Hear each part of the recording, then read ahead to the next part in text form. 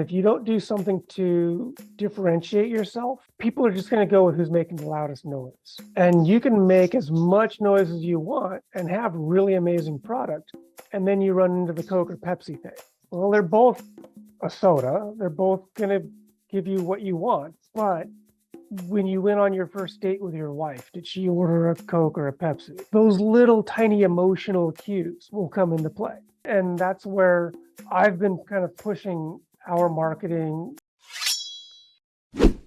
Welcome to Business Ninjas, brought to you by WriteForMe, where you'll hear from business leaders who are out there growing their business and slaying it every day. Learn from the masters. Let's get started.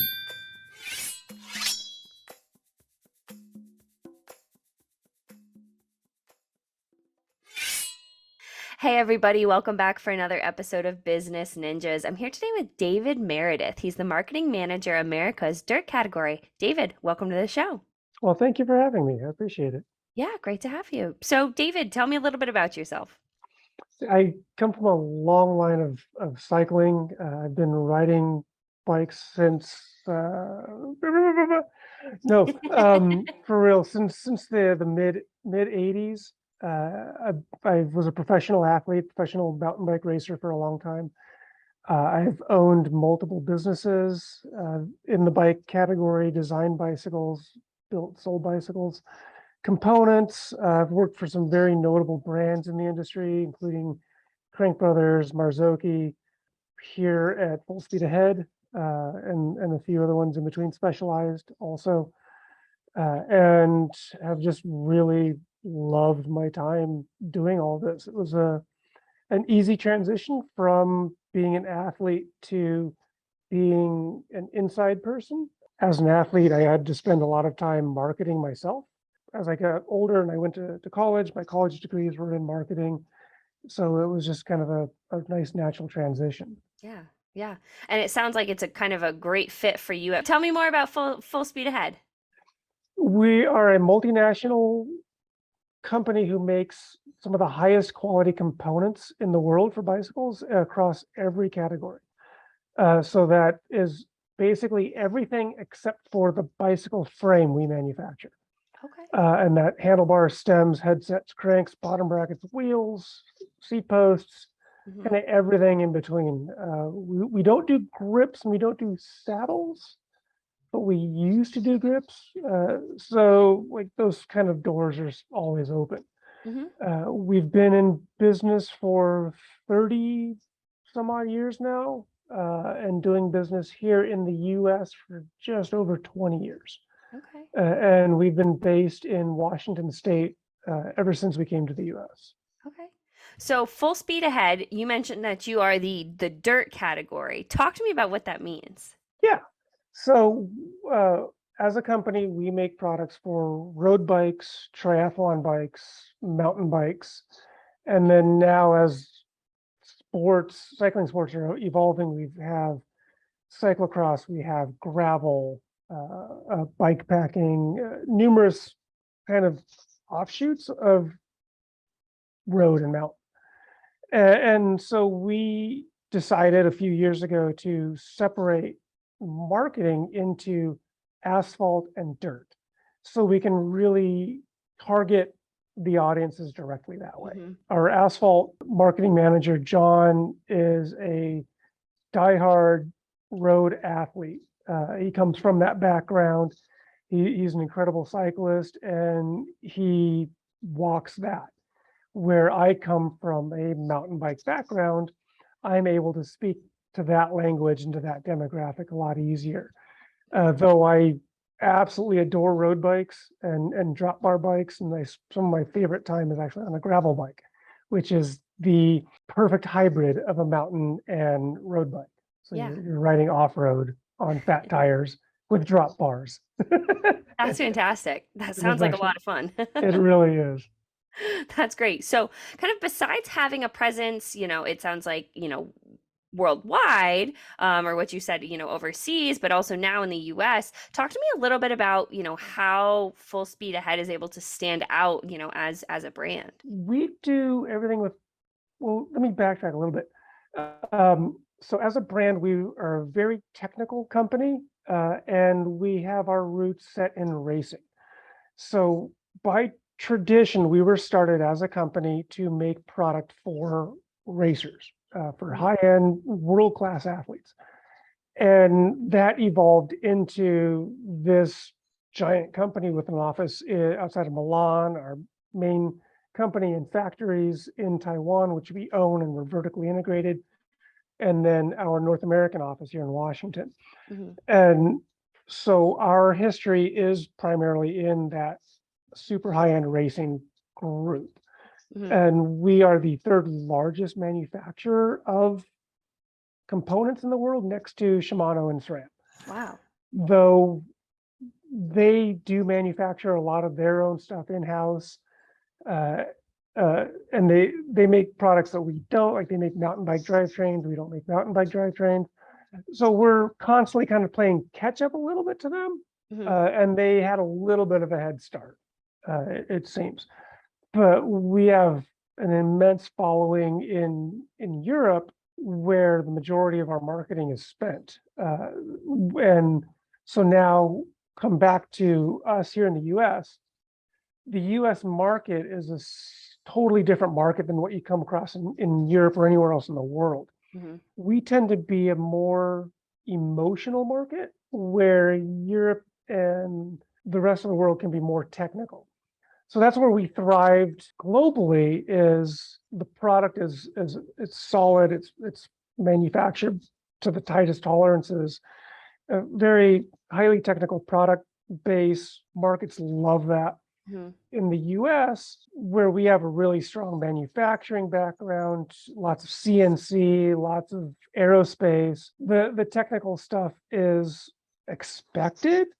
So the North American market looks for more. And that's where, when I came on, I saw we were still telling the same technical stories across the world, and we were telling those in North America, and we were still kind of remaining in that number 3 spot. Now, I come in from my background of marketing knowledge, where you need to use more emotional storytelling. I've been telling that story since I started in 2021, of tying the emotional aspect of the company and the product to what we make and attaching that to the market so that they understand. Essentially, FSA is a privately held, family-owned company.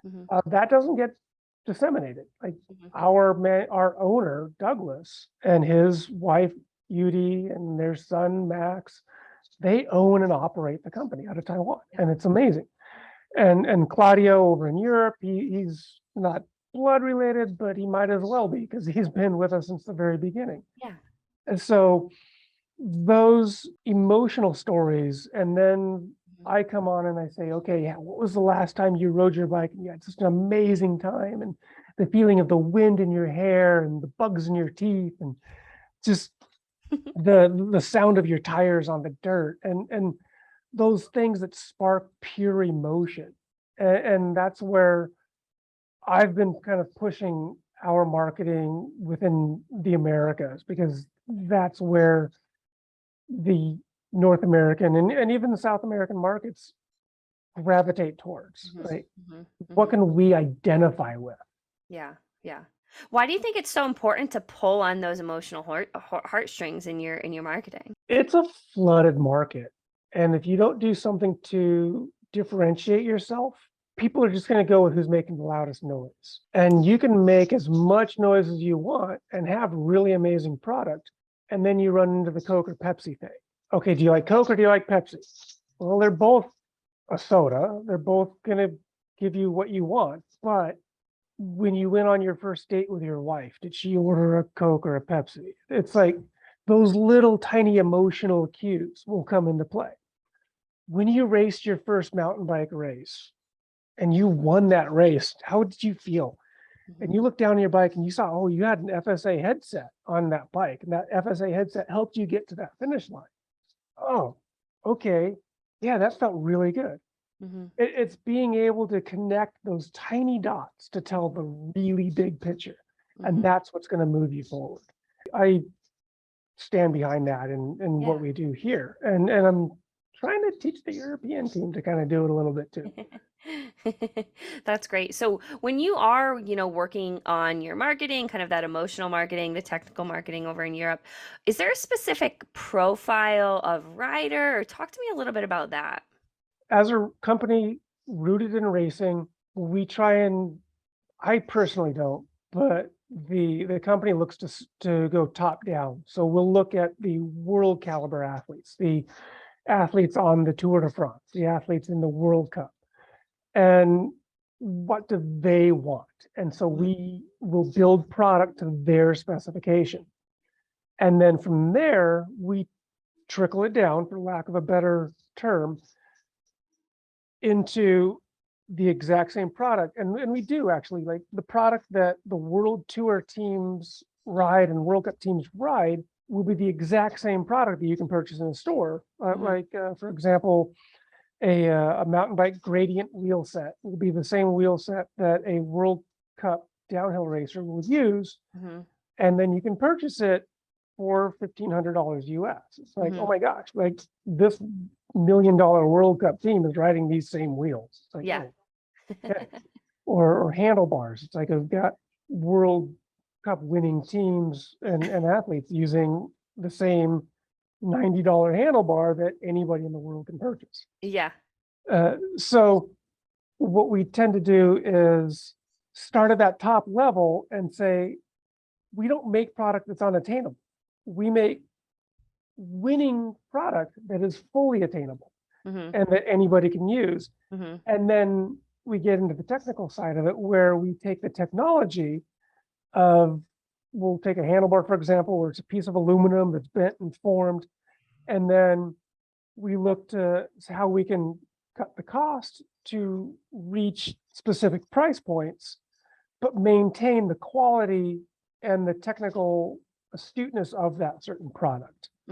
So different types of alloys will remain within the line, from highest end to entry level and stuff like that. So you talked a little bit about, riding since talk to me a little bit about some of the trends and changes that you've seen over the years in the space. Yeah.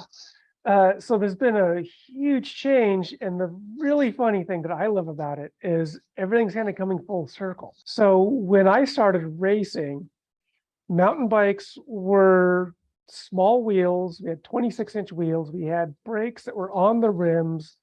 We had really tiny handlebars, long stems, wonky geometry, and we were racing cross country, 30, 40-mile races. We were racing downhill races, dual slalom races, all on the same bike.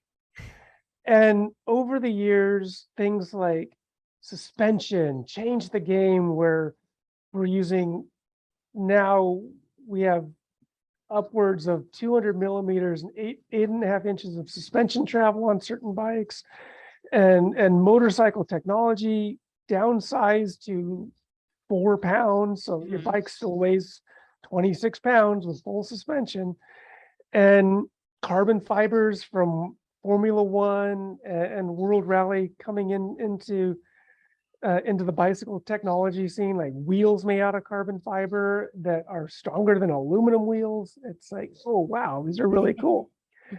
And hydraulic disc brakes, like what you find on a motorcycle or find in your car. Even companies like Hayes, who makes brakes for Harley Davidson, is making bicycle brakes. It's like, oh, okay, cool. And we're now kind of seeing this trend where a lot of the technology is kind of capped out, and we look at this emerging sport of gravel. The gravel bike is basically a larger wheeled version of that bike that we raced back in the 80s. And they put drop bars on them, because there were actually a lot of athletes who raced drop bars on their bikes back then, which is really fun.